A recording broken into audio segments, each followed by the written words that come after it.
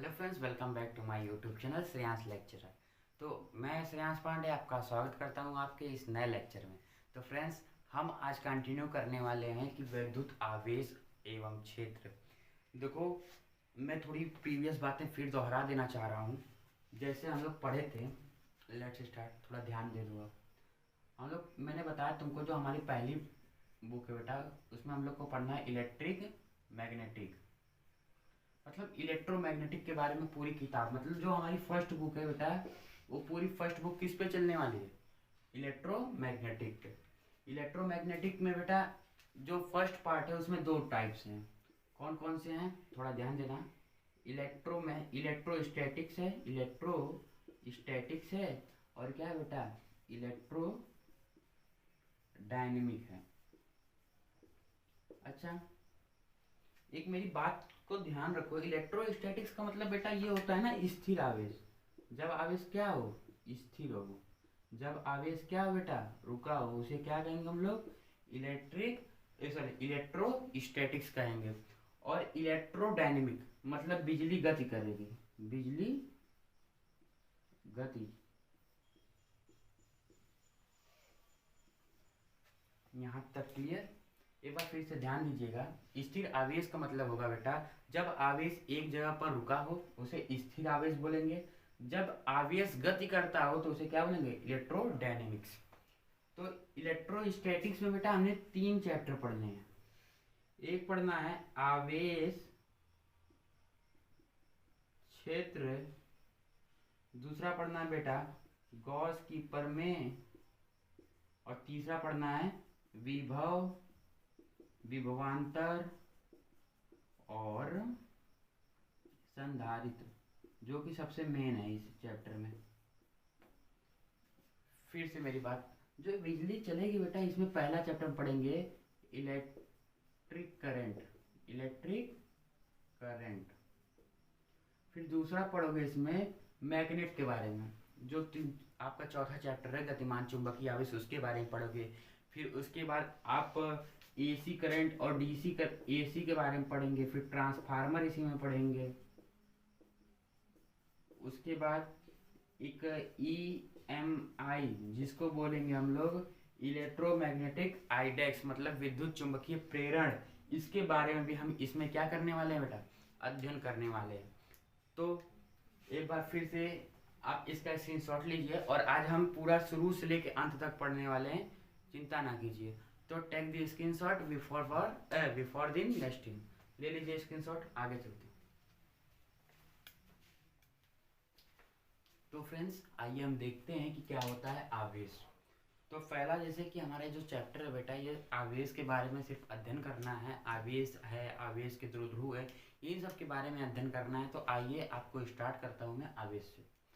तो आवेश आखिर बेटा होता क्या है, आप ध्यान से देखिएगा। किसी वस्तु का वह मूलभूत गुण जिसके कारण वस्तु में आकर्षण अथवा प्रतिकर्षण की घटना घटित होती है, आवेश कहलाती है।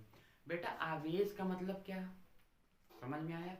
मतलब जो ये मेरे पास जो मेरी बुक है, बुक के ऊपर एक मूलभूत आवेश है। मतलब जो मेरी बेटा किताब है ना, किताब में एक द्रव्यमान है, द्रव्यमान इसका क्या हो गया है, मूलभूत इकाई हो गई है, या मूलभूत गुण हो गया है। तो मूलभूत गुण आपको समझ में आया? मूलभूत गुण क्या है? सब ये जो हमारी किताब भी है, ये भी एक मूलभूत गुण रखती है। इसमें भी भार होगा, आया समझ में बेटा? इसमें भी क्या होगा, भार होगा। जब इसमें भार होगा ना बेटा, तो इसमें आवेश भी उत्पन्न हो सकते हैं। एक मेरी बात नोट कर लेना कि आवेश जो है बेटा, वो बिना द्रव्यमान के नहीं, आवेश द्रव्यमान के बिना नहीं रह सकता है। ये मेरी बात याद रखना। जैसे अगर द्रव्यमान है बेटा, सॉरी, अगर द्रव्यमान है तो आवेश जरूर है, लेकिन अगर द्रव्यमान है तो आवेश भी नहीं रहता है। बात ये है। तो फ्रेंड्स, आपको समझ में आया होगा कि आवेश आखिर है क्या। कि किसी भी दो वस्तुओं को आपस में जब मैं घर्षण कर दूं या रगड़ दूं, तो जैसे अगर आप समझिए मेरी बात को, जैसे मैं ले रहा हूं ये, इसमें 14 इलेक्ट्रॉन है और इसमें हम 12 इलेक्ट्रॉन है। अब ध्यान से सुनना, इसका कार्यफलन बेटा क्या है, कम है, इसका कार्यफलन क्या है, ज्यादा है। तो इलेक्ट्रॉन किसमें से निकलेंगे, कम कार्यफलन वाले में से निकल के अधिक कार्यफलन वाले में विस्थापित हो जाएंगे। तो ये जो बेटा रगड़ने के बाद इलेक्ट्रॉन का स्थानांतरण हुआ है, इसी को हम क्या कह देंगे, आवेश कह देंगे। आई होप कि आपको इतना क्लियर हो गया होगा। तो परिभाषा ध्यान से सुनिएगा कि किसी वस्तु का वह मूलभूत गुण जिसके कारण वस्तु में आकर्षण तथा प्रतिकर्षण बल की घटना घटित होती है, आवेश कहलाती है। उसके बाद कुछ मेन पॉइंट है इसकी, इसे हम Q से प्रदर्शित करते हैं, इसे Q से प्रदर्शित करते हैं।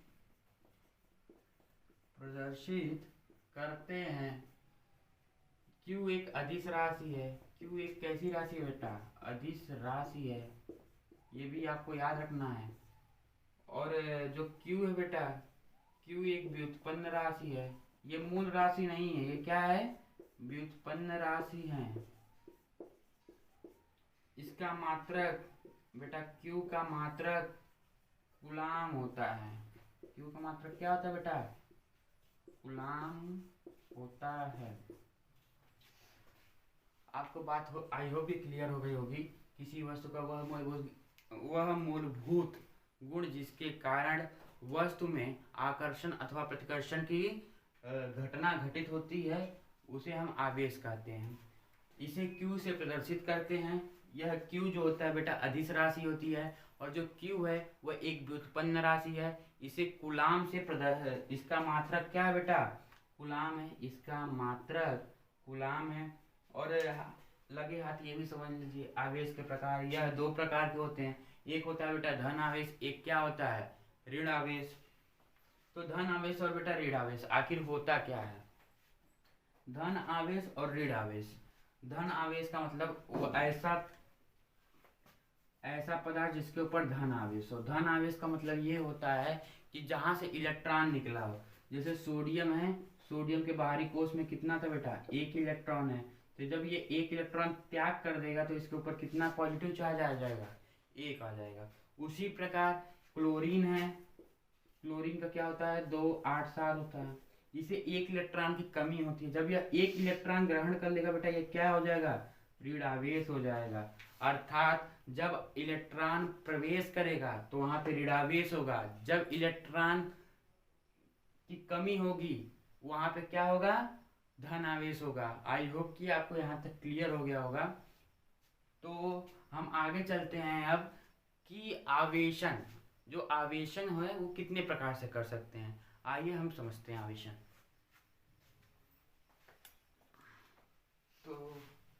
तो दोस्तों अब एक हमारे पॉइंट छूट गए थे जिसका नाम है आवेश के गुण। तो आवेश के गुण अब समझ लीजिए क्या होता है कि समान आवेशों में प्रतिकर्षण बल व विपरीत आवेशों में मध्य आकर्षण बल का कार्य करता है। इसका मतलब फ्रेंड्स तो क्या होता है, सुनिएगा।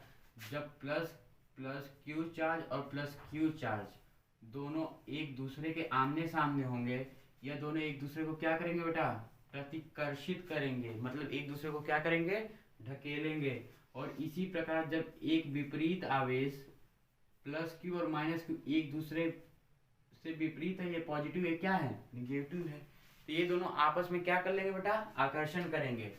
दूसरा मैंने आपको बता रखा है कि बिना द्रव्यमान के आवेश नहीं रह सकता, परंतु बिना आवेश के द्रव्यमान हो सकता है। समस्त ब्रह्मांड का आवेश सदैव नियत होती है। आवेश का सही परीक्षण प्रतिकर्षण बल से किया जाता है बेटा। और उसके बाद गति करने से आवेश के मान में कोई प्रभाव नहीं पड़ता है। मतलब यह है कि आप गति करते रहो, यहाँ से वहाँ घूमते रहो, लेकिन आपके मोबाइल का चार्जिंग टोटल उतना क्या रहेगा, बचा रहेगा। तो हमारा एक बहुत ही महत्वपूर्ण नियम है आवेश संरक्षण का नियम, इसे सभी लोग याद कर लीजिएगा।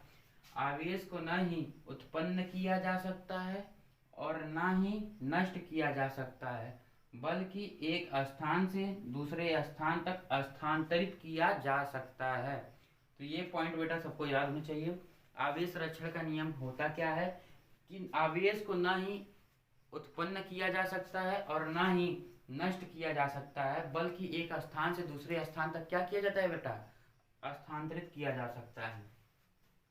तो अब हम एक पॉइंट और जानेंगे कि पृथ्वी से किसी भी आवेशित वस्तु को जोड़ने पर आखिर होता क्या है। समझिएगा मेरी बात।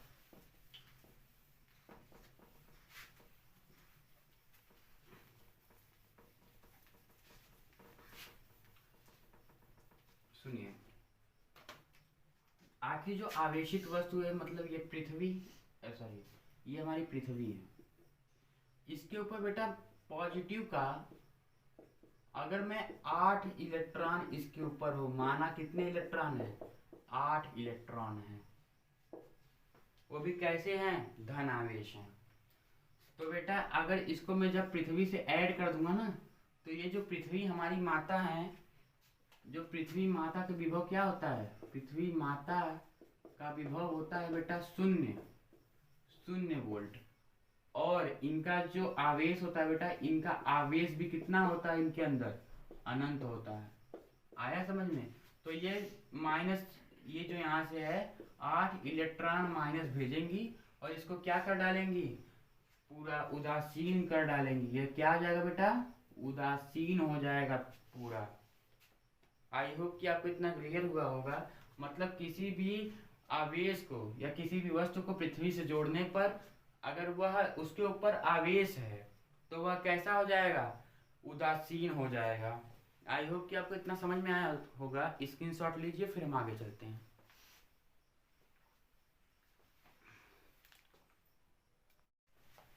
तो फ्रेंड्स आइए हम देखते हैं कि वस्तु को आवेशित करने की कितनी विधियां हैं। हालांकि इम्पोर्टेंट तो है बेटा 4 विधियां, घर्षण द्वारा, प्रेरण द्वारा, चालन द्वारा और तापानिक उत्सर्जन द्वारा। लेकिन अब हम पढ़ेंगे 5। तो 5 में कौन कौन सा आएगा, घर्षण द्वारा, प्रेरण द्वारा, चालन द्वारा, तापानिक उत्सर्जन द्वारा, प्रकाश विद्युत प्रभाव के द्वारा। तो बेटा हम पहले देखेंगे घर्षण द्वारा क्या होता है। अगर सुनिएगा ध्यान से, इसमें है बेटा 14 इलेक्ट्रॉन, 14 प्रोटॉन भी हैं और कितने इलेक्ट्रॉन बेटा, 14 इलेक्ट्रॉन है। और एक कोई दूसरा वस्तु है कि इसमें है तुम आपके 12 इलेक्ट्रॉन भी हैं और क्या है, 12 प्रोटॉन भी हैं। फिर मेरी बात ध्यान से सुनिएगा कि जब मैं इन दोनों को आपस में रगड़ दूंगा, इसमें से मैं क्या करूंगा, जब ये आपस में रगड़ दूंगा तो ये इसका जो बेटा एक इलेक्ट्रॉन अगर इसमें चला जाएगा तो इसमें इलेक्ट्रॉनों की संख्या कितनी हो जाएगी, 13 इलेक्ट्रॉन हो जाएंगे। आई होप कि आपको क्लियर दिख रहा होगा। अगर दोनों को आपस में रगड़ देने पर इसके जो इलेक्ट्रॉन है कितने, यहाँ पे एक निकल के यहाँ पे कितने हो गए, 13 हो गए। और यहाँ कितने बच गए बेटा, 13 इलेक्ट्रॉन बच गए। तो मानता हूँ कि बात पढ़ लेना पड़ी, लेकिन ध्यान से सुनो। अगर ये जो बेटा कॉपी है, कॉपी को आपस में से, 2 कॉपियों को आपस में ऐसे रगड़ दिया जाए तो जो इसके ऊपर एक चार्ज होता है ना बेटा, जो इसके ऊपर चार्ज है वो स्थानांतरित हो जाएगा। मतलब एक वस्तु को दूसरे वस्तु से रगड़ने पर इलेक्ट्रॉन का स्थानांतरण होना घर्षण द्वारा आवेशन कहलाता है। परिभाषा क्लियर। आप रफ में या कहीं भी आप नोट कर रहे हो तो नोट कर लेना कि ये 2 वस्तुओं को परस्पर रगड़ने पर या घर्षण करने पर, देसी भाषा में सुनो, 2 वस्तुओं को आपस में रगड़ने पर बेटा इसके इलेक्ट्रॉन में स्थानांतरण या इलेक्ट्रॉन का परिवर्तन होना ही क्या हो जाता है, घर्षण द्वारा आवेशन। तो यहाँ तक क्लियर। एक बार फिर सुनिएगा, घर्षण द्वारा होता क्या है। 2 वस्तुओं को आपस में जब रगड़ दोगे ना तो क्या होगा बेटा कि एक वस्तु से दूसरे वस्तु में इलेक्ट्रॉन कूद जाएगा। तो जब ये इलेक्ट्रॉन कूद रहा है तो उसी को क्या कहते हैं हम लोग, घर्षण द्वारा। तो आइए हम समझते हैं प्रेरण द्वारा, सॉरी चालन द्वारा आखिर कैसे करते हैं हम आवेशन। तो इसका स्क्रीनशॉट ले लीजिए और चलते हैं आगे। आइए फ्रेंड्स, तो हम समझते हैं आखिर चालन द्वारा आवेशन कैसे होता है। तो चालन द्वारा आवेशन इस प्रकार होता है कि 2, अब थोड़ी मेरी डिजाइन जो है बेटा वो खराब है, ध्यान देना। अब मैंने एक उच्च आवेशित छड़ लाई है जिसके ऊपर क्या है बेटा, पॉजिटिव चार्ज है। जिसके ऊपर मैं क्या ले रहा हूँ, सिर्फ पॉजिटिव चार्ज ले रहा हूँ। और जो मैं वस्तु लिया हूँ इसमें निगेटिव भी है और बीच बीच में क्या है बेटा, पॉजिटिव भी चार्ज है। ध्यान दीजिएगा, इसके बीच में क्या भी है, पॉजिटिव चार्ज भी है।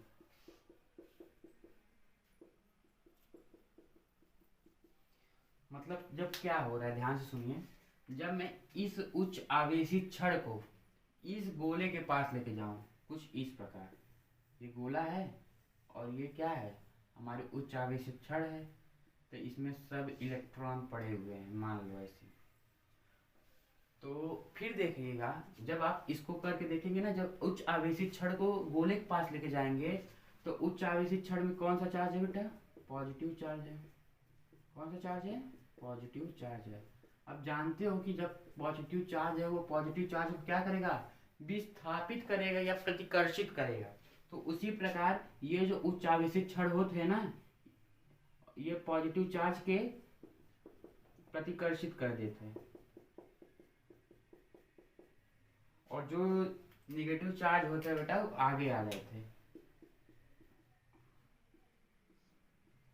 इस प्रकार से चालन में आवेशन होता है। मतलब किसी भी गोले वस्तु के सामने उच्च आवेशित छड़ लेके जाने पर हम देखते हैं कि ऋणावेश जो होता है वह एक तरफ और धनावेश क्या हो जाता है, प्रतिकर्षित हो जाता है, जबकि ऋणावेश क्या हो जाएगा, आकर्षित हो जाएगा उस उच्च आवेशित छड़ के लिए। तो यह रहा बेटा चालन द्वारा। तो आई होप कि यहाँ तक समझ में आई हो। तो हम इसके आगे अब कल डिस्कस करेंगे। तो अगर चैनल पे नए हैं तो सब्सक्राइब करें और बेल आइकन जरूर प्रेस कीजिएगा, क्योंकि आने वाले वीडियो की नोटिफिकेशन सबसे पहले आप तक पहुँचे। ये बेटा नया चैनल है, आपको इस पे सपोर्ट देना पड़ेगा, क्योंकि आप जानते हैं कि नए चैनल को सपोर्ट की ज़्यादा ज़रूरत होती है। तो थैंक यू फॉर वॉचिंग। अगर वीडियो अच्छी लगे तो हमें कमेंट में बताइएगा, अगर जो सुधारने की आवश्यकता होगी हम सुधारेंगे, और आप कमेंट जरूर कीजिएगा। Thank you for watching.